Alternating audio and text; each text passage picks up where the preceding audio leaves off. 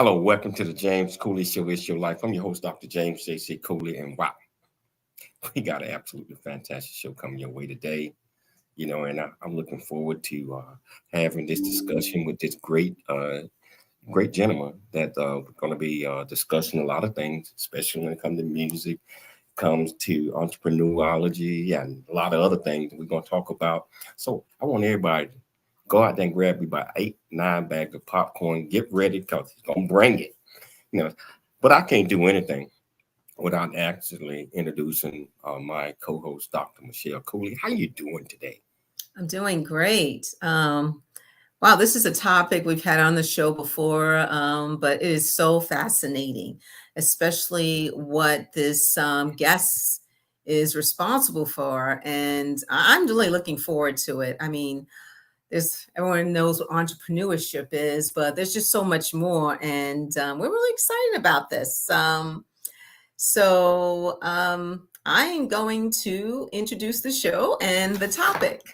So the topic is the music of entreprenology, the new equation flow of learning. And audience, if you want to be part of the show, please just, whatever live stream platform you're viewing this show in, send some comments, send some questions into our guest today. So again, the title of the show is The Music of Entreprenology, the New Equation Flow of Learning. And we're getting to know Dr. James, aka Dr. Jim A. Omps. He's an international speaker, educator, writer, philosopher, composer, and musician with an expert understanding of entrepreneurship and entreprenology. He's going to discuss the importance of knowledge, experience, and imagination compared to academic rigor and sitting in a classroom, and why this is important today in pandemic times of change. And we're going to talk about his passion for music and how it relates to entreprenology. So again, Dr. Jim Omps.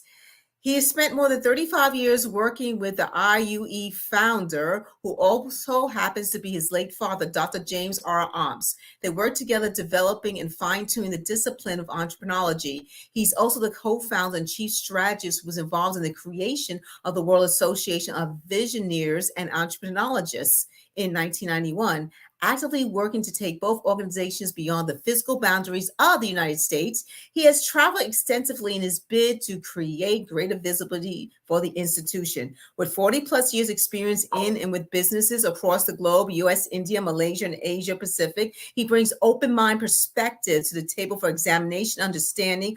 Entrepreneurs, entreprenologists are men and women capable not only of revitalizing stagnant or shrinking economies, they are capable of designing new ways to bring life to work, that the future will be a new experience for all. His motto is bring knowledge, experience, imagination together. And we have so much to learn about this guest today. So please welcome to the show, Dr. James, aka Dr. Jim Omps.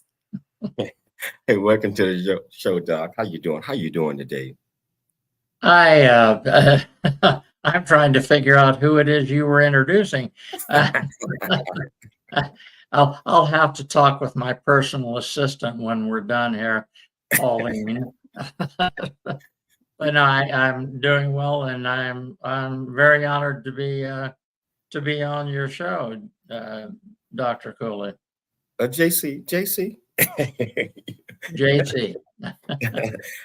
It's an absolute pleasure having you on, because Pauline has discussed you many times and all the great things that you're doing, and then combining music with a lot of these things it's absolutely sensational. So Dr. Jim, can you tell our viewers and our listeners a little bit more about you, where you're from, what makes you happy, and why you do the things that you're doing now? Well, I was, as far as where I started life, I was born on the eastern seaboard of the United States. To be specific, I was born in a very small town called Hancock, Maryland. My father, Dr. James R. Omps, it's interesting. I looked back, I was trying to do a forward for the book about my father's experience, and I remembered him as a very dynamic person. It was the end of World War II. He was just out of the service, and he went to work being a successful entrepreneur. Those are my first memories of Dad, and I think they're very responsible for what pushed me forward into kind of keeping the faith, as it were. And although I have, like Pauline mentioned and your wife mentioned in the beginning, I was involved with entrepreneurship, for most of my adult life, and it's something that I became, in addition to becoming knowledgeable in what it was. It's something that really spoke to me, and I think that's very much the way that music spoke to me as well. They both became passions, and because I was passionate about them, it kept me trying to move forward. I worked with Dad, like I say, for a number of years, and we did take what he started with, and together we were able to refine and better define what it was we saw and where we were trying to take it. So I don't know if I answered the question at all, but those are the raw beginnings of where I came from, and it carved the path that I chose to follow as I grew, matured, and obviously got older. We all have role models when we are kids and when we get adults and continue to grow. Obviously, I think your father was one of your role models, but who were some of the role models that helped shape you into the person that you are today? Oh, that's interesting. I don't know if my mother qualifies as a role model, but she certainly was responsible in a large sense of sculpting the person that I became to be. She knew what my interests were. She always encouraged that, and she was always on hand to be a person that I could go to no matter what the issue was. And I'm not saying that made her different from most mothers. I think most mothers would be that way, but she was certainly a role model. And I've gotten some really interesting quotes from people like Henry Ford, and people say, well, he invented the car. Well, actually, his biggest contribution, as you know, was the assembly line. But he had a particular quote that he said that thinking is the hardest thing there is to do. That's why so few people engage in it. And that's something, thinking it isn't something that you can teach, but it's certainly something you can refine. And the other thing that's come along is in school, the trick is to teach people how to think, not what to think. And I love that quote as well. I can't attribute it to somebody off the top, but it's very meaningful. So I mean, and the deep thinkers, I got into philosophy when I was a freshman in college, and the great thinkers that the Socrates and Plato, and then you get into the modern thinkers, they all helped shape the person I am, because I think far too many people surrender the right to think, and that's a big mistake, especially in these days, because you really must be able to take something, think about it, and come up with your perspective. And as my dad would have said, that if you can do that, you may be on the edge of creating new knowledge. And that's something we can always make use of going forward. Wow. And you're right. We have to be able to think and have to have the right mindset. Many of us do not have the right mindset and do not think the proper way or the way things should be, because we're not focused on that. What is your thoughts? We got about 2 minutes before the break on how a person can develop the right mindset so that they are able to understand certain things. And we're going to talk about entrepreneurology and all that on the next segment. But what are your thoughts on that? Well, again, it's like you said, nobody should feel that they've been taught what to think. That comes naturally. As I said, when you're growing up, your parents, they're not telling you what to think, but they're certainly shaping the person, and they're shaping some of the things that you think about. Like, my grandfather, my father, they were always Republicans. Well, are you a Republican? Well, I can see that side of it, but it doesn't necessarily make me what they were. And that's, like you said, is something that you need to be able to examine things, to look at things. And I find when I feel like I'm stumped, I'm lucky. I have a lady that she calls it magical conversations. And the more you discuss something, the more perspectives you get, and the better it helps you come up with the various things that you need to know. And like you mentioned, mindset. And I can tell you for a fact, and like you said, we'll get into this more as we go on, but mindset is the key to being a successful entrepreneur or entrepreneurologist. Mindset is key. We're going to take a station break. But wherever you're watching this at, whether you're watching on 𝐸360 TV, YouTube, LinkedIn, or over 45 live streaming platforms, if you want to be part of the conversation, all you have to do is go to the platform that you're watching on, ask Dr. Jim any question that you might have. I promise you we'll get your answer. It's your life. We'll see you after the break.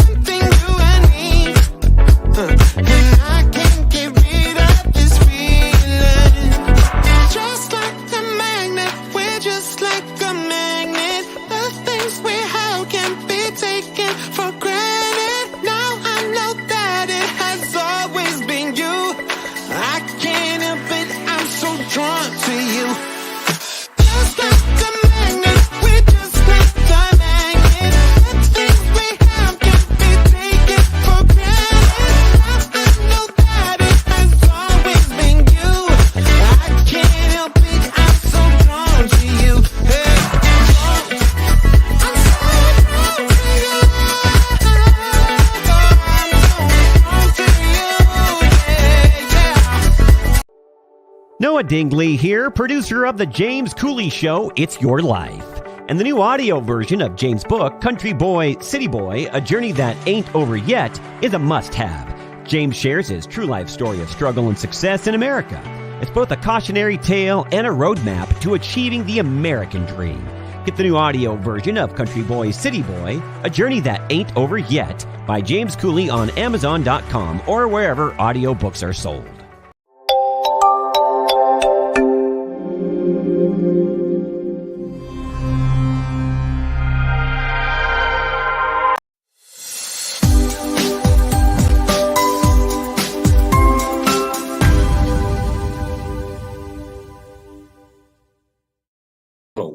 to the James Cooley Show. It's your life, and I got this absolutely fantastic guest, Dr. Jim, Dr. Pal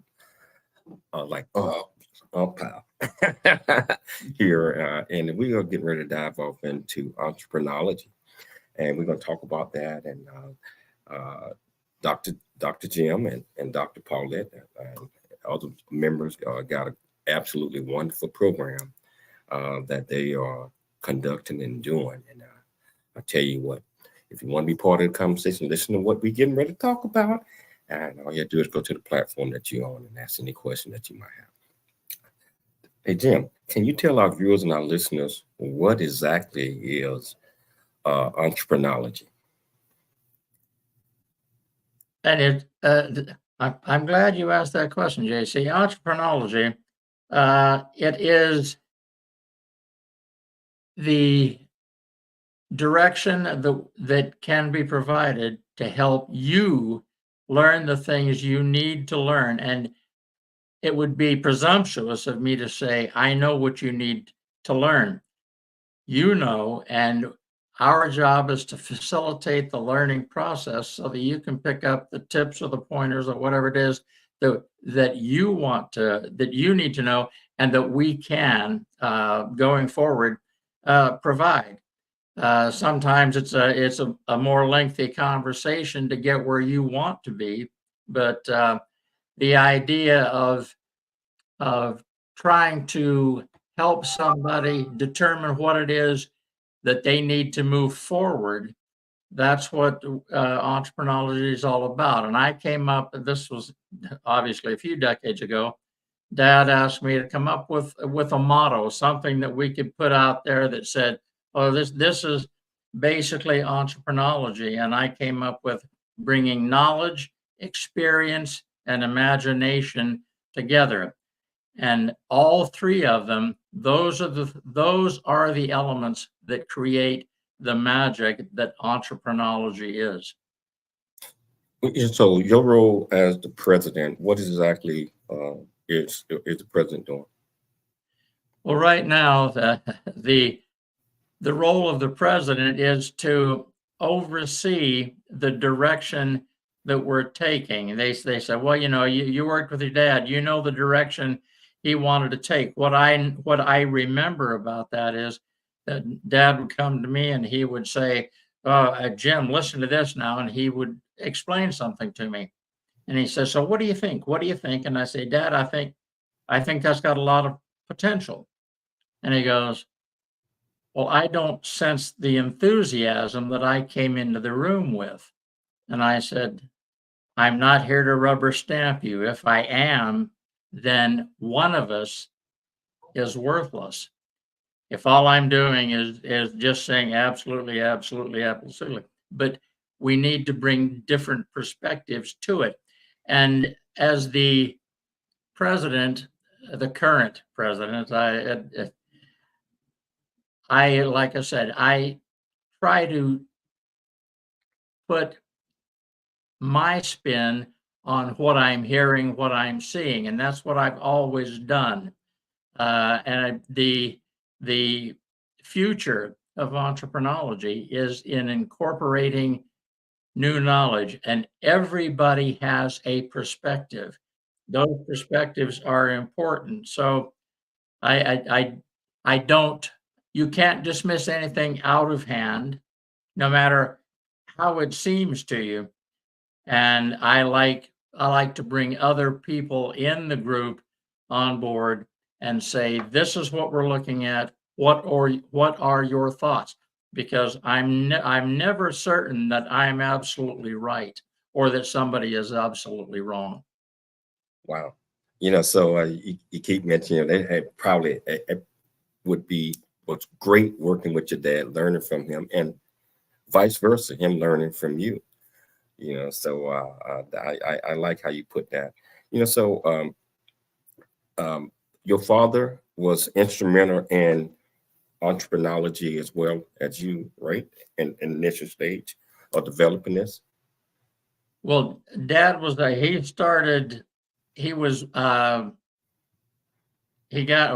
he got his PhD, he managed to procure a contract through the University of Southern Cal with USAID. And his job was to travel to Karachi, Pakistan, which is where his family ended up, oddly enough, and to create the College of Business for the University of Karachi. Once he had, with his team, completed that, he got an offer from the Ford Foundation in India to travel there. That's really where the study that became entrepreneurology started in earnest.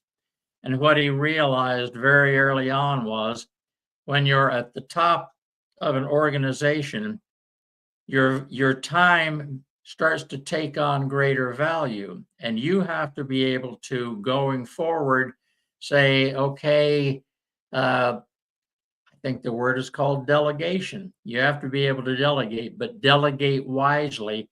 And as he continued on with Ford, and he was there for 2 years in Hyderabad, India, that's where the basics for entrepreneurology were created from that point on. That was 1965. From that point on, he continued to develop and work with it. One of the early discoveries, if you will, JC, Dad was big on acronyms. Always, he loved acronyms. He came up with one that was CRIMP, CRIMP. And he said, these are what I consider, and his opinion, these are the unteachables. You cannot teach creativity. You cannot teach risk. You can't teach innovation. You can't teach motivation, and you can't teach perseverance. And over time, you learn the weight that each one of those words has. Because if you're passionate about something, and that was one that we've always been big on, if you're passionate about something, that's telling you what your direction might be. And Dad, he said one of his biggest frustrations with me was he was unable to motivate me. And that's where I educated him. I said, you can't motivate me. I have to do that. You can give me rewards, or you can take things away, but in the final analysis, I'm the one that has to be motivated, and I have to be the motivator. So and I obviously I could go on. I mean, innovation, creativity, risk. How do you teach somebody to risk?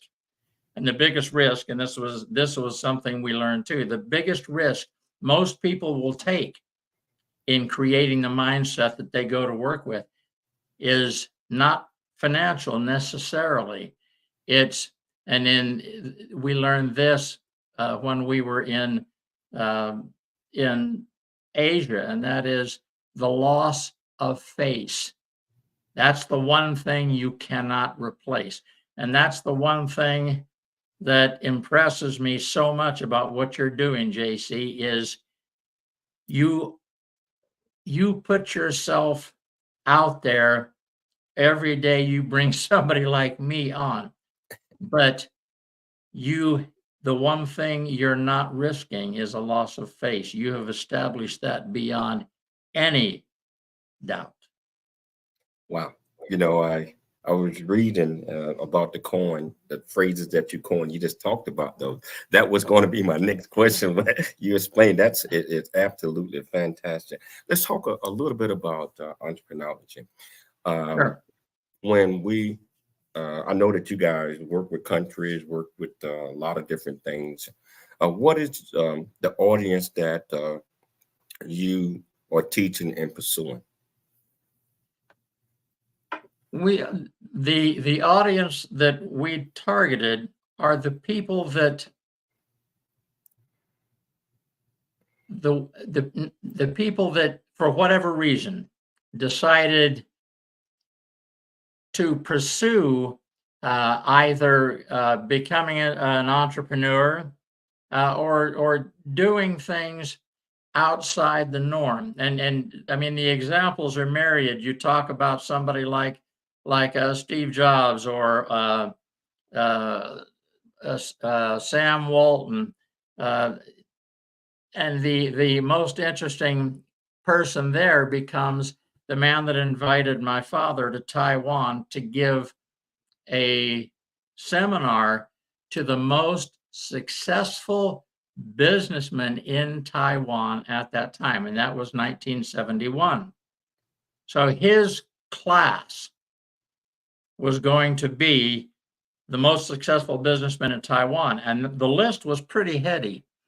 One of the gentlemen was Mr. Y.C. Wong of Formosa Plastics, which was one of the largest businesses in Taiwan at that time. But when he looked at the roster that was going to be in there, a little bit like me coming on your show today, it made him a little more than a little nervous, and he was really fussing. And he said, I believe this story has a point. He was going, Maxine, talking to his version of Pauline, my mother. He said, Maxine, how do I tell anybody? Because he was asked to talk about entrepreneurship, and they knew he had been a successful entrepreneur in his past. And he said, how do I tell these people how to do what they've already done? I don't think I can do that. And he kept fussing and stewing about it. And he said, it's entrepreneurship, but in my mind, it's a little above that. And it takes in the elements of entrepreneurship, but also takes in, for example, crimp. And he goes, how? And Mom said, Jim, called him Jim too. Jim, just call it Entreprenology and get on with it. And he said, Entreprenology. I love that word. And that's where it came from. It came from somebody that had to listen to him whine. So I think a lot of the most usable knowledge comes from the people kind of like me that I whine to. But it was from that point on that things got really interesting, because the man who invited him to speak was Sun Yun Swan, who was at the time the Minister of Economic Development. That was in 1970. Dad gave a series of seminars over the next 2 or 3 years, again with Sun Yun Swan, bringing him back over and over. And Sun Yun Swan went on from being the Minister of Economic Development to becoming the Premier of Taiwan. And that happened in 1978. He was given the title of, he was the architect of the economic miracle of Taiwan. And if you look it up, you look up economic miracle, it happened between the mid to late 70s to very early 80s. And Sun Yun Swan was the man that was the architect. So he took the most successful businessmen, people, talked to them, gave them a bit of a new dialect, but in the final analysis, they re-examined where they had come from, where they were going, and the rest is, as they would say, history. History. Wow, that's interesting. You know, we're gonna gotta take a station break, but we're gonna come back and we're gonna talk to Jim a lot more, and we'll discuss entreprenology. Also, we're gonna discuss his music. I have heard a couple of songs and I like it. So if you want to be part of the conversation, whichever platform that you're on, all you have to do is just go to the comments, ask them any question that you might have. I promise you we'll get you an answer. If you want to be part of the conversation, you can do that too. Yes. And if I don't know the answer, I'll refer to JC. We'll come up with an answer. It's your life. We'll be back shortly after the break.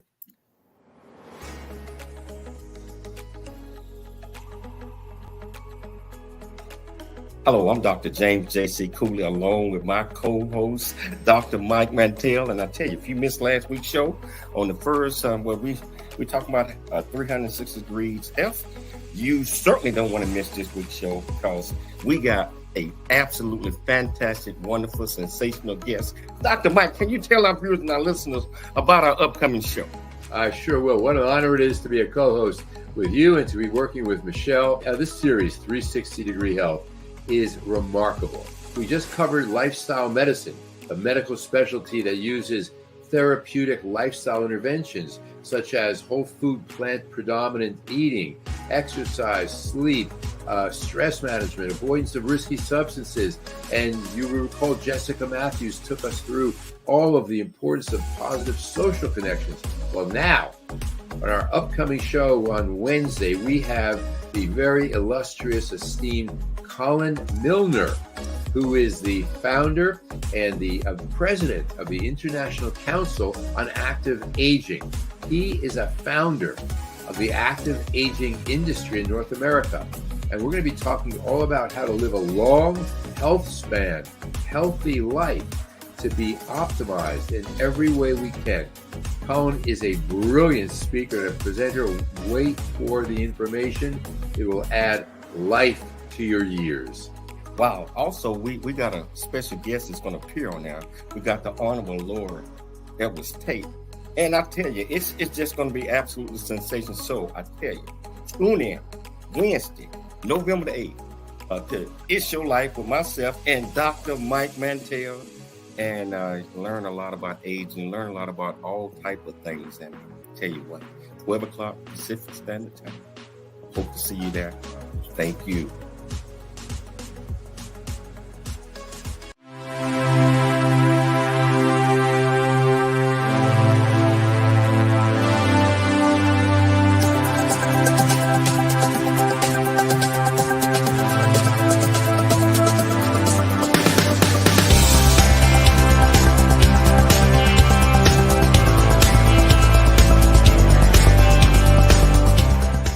Hello, I'm Dr. James J.C. Cooley from the United States of America, and I am here to just say, first of all, I'm so happy and honored to be honored to be in the Coffee Book 2023, Unified Brain Z and the other organizations. Thank you so much for giving me an opportunity to be a part of this collection.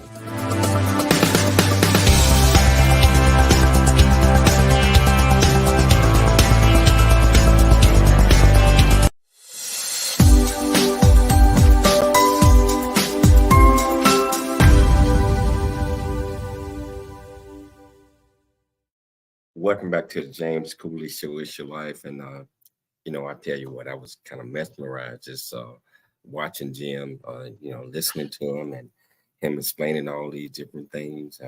Taught me a little history, Taiwan and etc. So that's refreshing, and I know that you all are learning as well, so that's what you get on the James Cooley Show. Is Your Life. Jim, I want to say one thing, that we just went over 30,000 subscribers on the YouTube channel. My YouTube, that's a lot. So we just went over 30,000. I want to thank all of our viewers and listeners for making that happen, but that's not enough. We need to get 50,000. I'm greedy, Jim. I'm greedy. Yeah. So if you want to be part of the conversation, all you have to do is just go to whichever platform that you're on. Ask Jim any questions. Pauline just said to me, and I want to pass this on right now. She said, JC, you're an entreprenologist. Thank you. I love it. I love it. I love what the work that you and Pauline and the rest of the team are doing. I love the relationship that you all have and working with other countries. I think Pauline was working with Africa and a couple other nations recently. And it's just But can you tell our viewers and our listeners, what exactly do you guys do with these? And I think the age range was, and correct me if I'm wrong, like 16 to 22. One of the projects that you guys are working on, I'm not sure if the age was that, but I remember Pauline and I having a discussion about something like that. Yeah, I believe you're referring to the work that she's doing with the very entrepreneurial woman in Malaysia that has a school for younger, and it's and I call her a young woman because she's younger than I am, but the school she has is so different. So it's not about having somebody stand in front of a classroom and pontificate. We've all been there. You and I know what that's like, probably better than most. But this woman, she doesn't call them teachers. They're facilitators. They help you learn. And it isn't about teaching, it's about learning. You can stand in front of a classroom forever. My dad realized years ago, he said, if I ask a question in an average classroom, say, let's just take an arbitrary number, 30 people. He said, I would expect at least 20 different answers. But the way we have structured education, the rote education, it keeps people in a line, and the line is, what is it my professor wants to hear? Because it's going to be on an exam, I'm sure of that. And the more accurate I can be in giving it back, the higher my grade is going to be. And her name is Veronica. She has moved away from that. It's challenging the children, the younger people, to learn, and then they help the facilitators understand what it is they are saying. What is their perspective? What are they hearing? What are they feeling? And that's where we need to be in the teaching, learning process. So in what ways, let's see, in what ways can entrepreneurs and entreprenologists design teaching methods or certain type of methods, new ways to bring life, understanding, where we are going to create entrepreneurs, entreprenologists, and teach our youth and young adults, along with everybody else, that if you work hard at something, if you really get your mind in it, if you open up, if you just share certain ideas, just like what you said, it's not teachers, it's everybody facilitating, and people are learning from each other. How does this program encourage, especially the program that Pauline is working with over in Malaysia? Pauline put together, and this was based on what we call the principles of entreprenology. She put together what she called the matrix, and the matrix took it broke down the various principles into bite-sized pieces, and it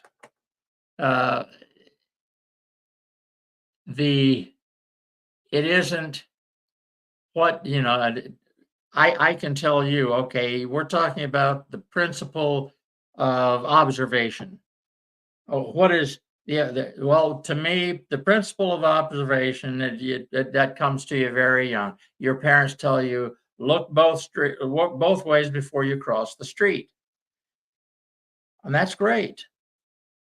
What we want to know is when somebody says to you, we want a principle for observation, we want them to tell us what they hear, what they see. And we did this actually, worked that, if you will, experiment in we had a social gathering, and when the people got in, we had a certain number of principles on a table. So which principle of the ones you see out here, which one speaks to you the loudest? And then what do you hear? What does it say to you? And we took things like that, and that Pauline created a matrix where you're asking the students to, when we talked about that earlier, that we're going to learn from them. So we asked them, what does this mean to you? Because that's what's important.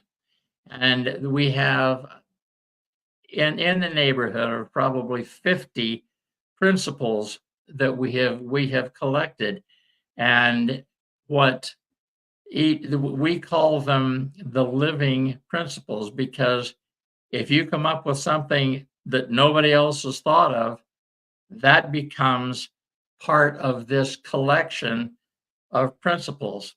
And it's all of those things that we picked 9 to do something with. But I mean, if you go through it's called the Opportunity Seeker's Handbook. If you go through that and you see a principle, and we define it, but is it complete? Is that what you hear? Is that what you believe it's about? If not, tell us, and we can affect those changes.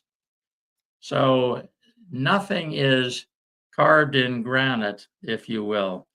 And children, as you know, they're a sponge when it comes to learning. Somehow our system manages, according to Sir Ken Robinson, who was an educationalist from England. He has since sadly passed on. But he was saying, it's, in other words, education,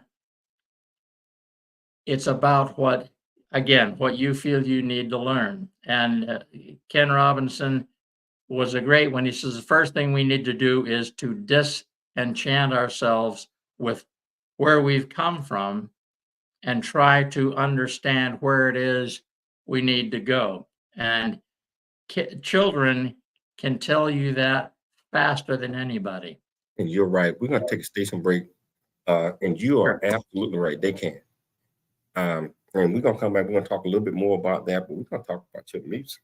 Sure. We're going to talk about that. But I heard those 2 songs. So that Pauline sent me. I tell you, this is an absolutely fantastic discussion and conversation. But it ain't over. We'll take a station break, and we're going to come back, and we're going to pick it up from there. Remember, yes, your life, and we'll see you shortly after the break. And I believe if you utilize these 4 C's in any organization and anything that you do, it creates this thing that I call character. Life is about character. Everything you do is about character. Character can be good and bad, but we won't break character. So, as I close, I would like to thank Dale and Keith, the In and Out program. I also like to present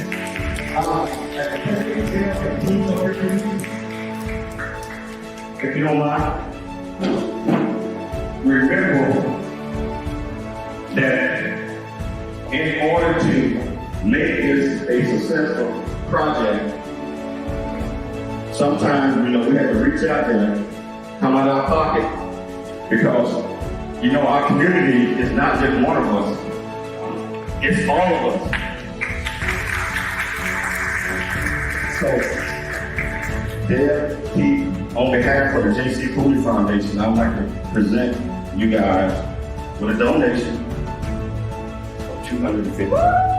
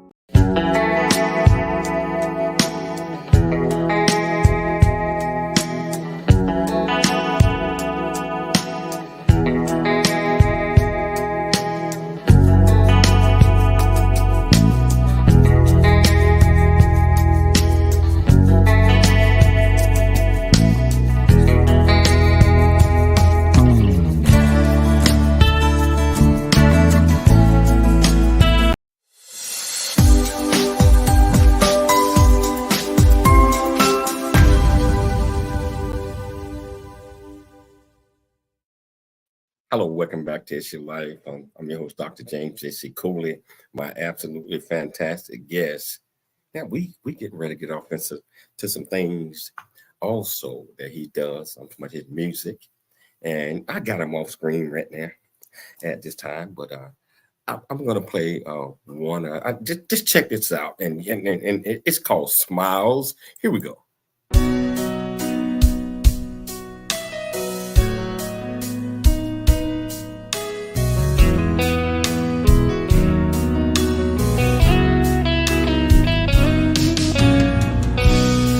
Where is all the good news? Where's the helping hand? Where are all the smiles I used to see? You gotta be here somewhere. I think I'll take a look around.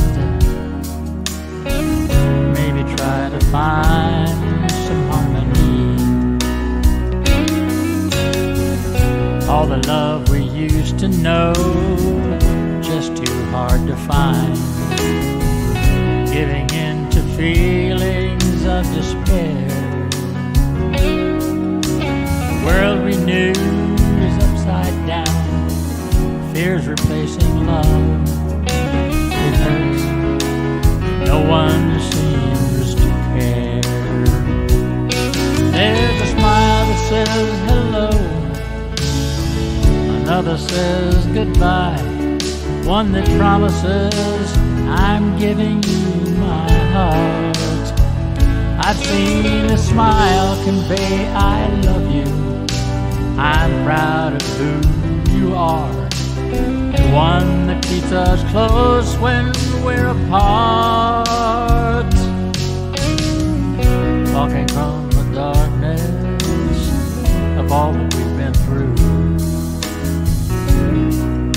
It seems that there might be a way to leave behind the loneliness we've known and live again life of harmony.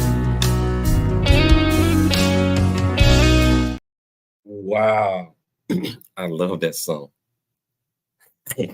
I love that, Jim. Well, thank you. It was something I actually, Pauline had written a mind map about smiles. She laid it on the bed before this is when we were in England. She had to go into London and I was there by myself. And I thought, well, I'll surprise her. I'll write a song about smiles before she comes back. And that was almost 10 years ago, JC. And we recorded it a little less than a year ago, because it spoke to both of us and we thought smiles are missing in this day and age. And something as simple as a smile and a pleasant conversation, that can take us to places that we have forgotten. And that's sad. I hope you don't mind. I love that song, and I'm gonna put that on all of my platforms. So other people are gonna love the song as well. If that's okay with you. Well, and it's fascinating because we were talking about entreprenology, and Pauline said, you know, the new equation for music and entreprenology. And when I was 4 years old, my dad was taking a class in music, and he bought a piano that he kept in the student housing apartment that we rented. And the minute I saw it, JC, I knew how it worked. 4 years, I can't tell you how I knew that I knew how it worked, but I did. And my mom loved listening to the radio, and I started playing around on the piano. The first song I ever played was the Tennessee Waltz, which was something very few people remember. But entreprenology, JC, is much the same way. We see something, and we're not certain what we're seeing, but we pursue it, and then we realize, oh my goodness, I think I could be good at this, and we continue on. And if there's a passion there, and that it was interesting. I gave a lecture to it was the Brickfields Asia College in Kuala Lumpur, Malaysia, and it was a law college. And I had been, among other things, JC, I've been a police officer, and they said maybe you could talk to our law students as somebody who's seen the inside of a jail without being locked up. And I said I'd love to, and I gave a discussion, created a discussion on what it was like to be a police officer and arrest people and put them in jail. And this one young man came up to me afterwards and he says, "Can I ask you a question?" I said, "Absolutely." He said, "I'm not sure why I'm here, because I'm really not interested in being a lawyer." I said, "Well, why are you here?" "Well, Mom and Dad said," and I've heard that so many times, you can get a good job." And I said, "But what are you interested in?" He said, "I don't know. Tell me what I should be interested in." I said, "No, that's for you. What are you interested in?" He said, "Well, I don't know." And we just idle conversation. He says, all of a sudden, "I really love working on electronic things. I'm really good at it too." And I'm going, think about that for a while. But it's fascinating how we go along and we don't know what we're interested in, what we might be good at. But if it's to be, it is there. There are some people that really need to be employees. They work best when they're structured and told what to do. But it's the ones who aren't looking for a job, like a Steve Jobs or like a Sam Walton, Tom Watson, who created IBM, and they never saw what they were supposed to be, anything but what they became. And that was another tip from my late father. He said, "The trick is not starting a small business. The trick, starting a large business small." Wow. We're down to the last 2 minutes of the show. This is fantastic. I mean, Jim, you don't know how, this is so important to have you on the show, and to have all these discussions with that beautiful bride of yours, my buddy Dr. Pauline. And Jim, I got to have you back on, man. Unless you're too busy. I mean, if you're too busy, I understand. I am honored to be here now, and it would be nothing less than an honor to be invited back. So, well, yeah, that's already decided right there. On that. Hey, but Jim, real quickly, can you, sure, in 45 seconds or less, can you leave our viewers and our listeners with a couple of takeaways from this great discussion that we have? Well, what I hope they take away is that whatever it is, if you haven't determined what you should be, you just need to consult this part of your anatomy. The heart and soul will direct you if you ask it to. And the other thing is that, and this was always the big tip with the most successful people, it isn't how many times you fail, it's how many times you get back up. And that is absolute gospel. Wow. You know what? I got to end it right now. But I want to thank you, Jim. I want to thank that beautiful wife of yours, my buddy, Dr. Pauline, for referring and saying, "Hey, you got to get Jim on the show." I got to thank Dr. 𝐊𝐘𝐒 for always putting together an absolutely fantastic show. But most importantly, Jim, I got to thank our viewers and our listeners for tuning into the James Cooley Show. It's Your Life, Monday through Friday at 12 p.m. Pacific Standard Time. I want to remind everybody just what Jim is saying. Always dream big, think big, and be big at everything you do. We'll be back tomorrow, same time, same place. It's your life. See you then.